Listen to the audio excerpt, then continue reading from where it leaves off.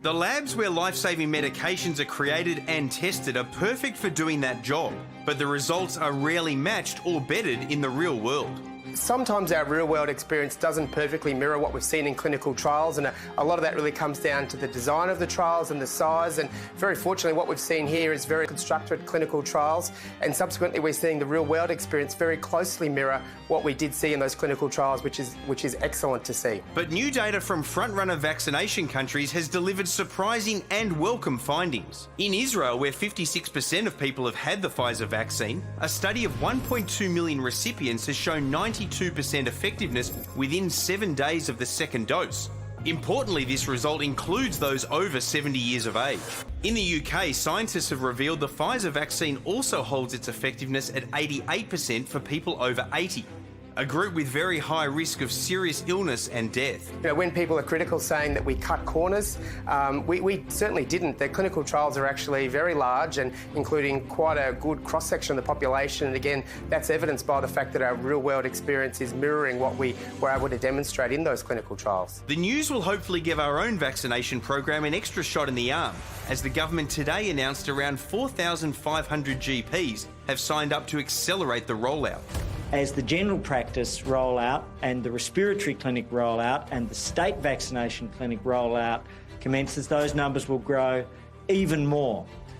We will soon be delivering well over 500,000 vaccinations a week. The Health Minister backed up today by a familiar face from across the political divide. Me being here today is a visible representation that no matter what side of politics you barrack for, no matter who you intend to vote for, there is a united message, and that united message is please get the vaccine. Well, to share her expertise with us once more, we're catching up with Deakin Uni's Chair of Epidemiology, Professor Catherine Bennett. Professor, what's your biggest takeaway from this new data? Look, it's really exciting, Lisa. What we're seeing is, in the real world, we're finding out that the vaccines are standing up to the kinds of high levels of efficacy we saw in the trials. In fact, even better when it comes to the results from the efficacy, the prevention of infection after that first dose alone. So it's great news, and it's something to really encourage us as we roll this out, knowing this works in the real world. And Catherine, what about the crucial question of whether it will help prevent transmission? Well, that's looking good too. They're looking at all infections, not just symptomatic infections, and they're seeing results like 70% reduction in infection, and that's across Pfizer and AstraZeneca. So that's really good news, because we do want this to contain the risk to people who can't be vaccinated, for example, as well as being protective against serious illness in those that can. Now, the data from Israel is all about the Pfizer vaccine. Most Australians will be getting the AstraZeneca one. What good news do we have on that front beyond just the issue of transmission? Well, the really good news can be seen in what's happening in the UK. They've got 3/4 or more of their vaccine rollout has been AstraZeneca. So they've been following very closely a cohort of about 80,000 people on AstraZeneca. And they're seeing, again, this same thing, really good efficacy after that first shot, actually over 70%, 75% after a single dose. It's about the same for AstraZeneca as it is for Pfizer.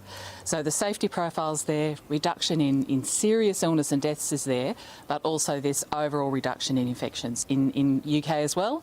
And they're both equivalent. There's nothing really in it now, so that's fantastic. So would it be fair to say that if the news is as good as it is on AstraZeneca, there's no need for us to get more of the Pfizer vaccine?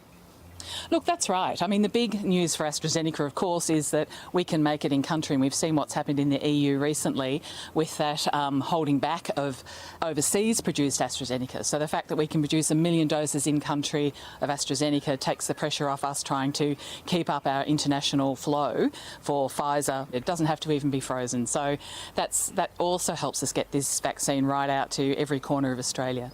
Professor, there are a small number of GPs threatening to withdraw from the rollout, some saying that they've not got enough doses, others saying that the government won't cover their costs.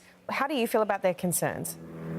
Look, we do want to make sure this works for the GPs. They're a key part of our vaccine rollout. But equally, the problem of flow of vaccine will disappear once we start getting our million doses a week. So I think that part of it is okay. The GPs will be critical. When we get to those later phases, we'll be going out to the whole community. Professor Catherine Bennett, thanks so much.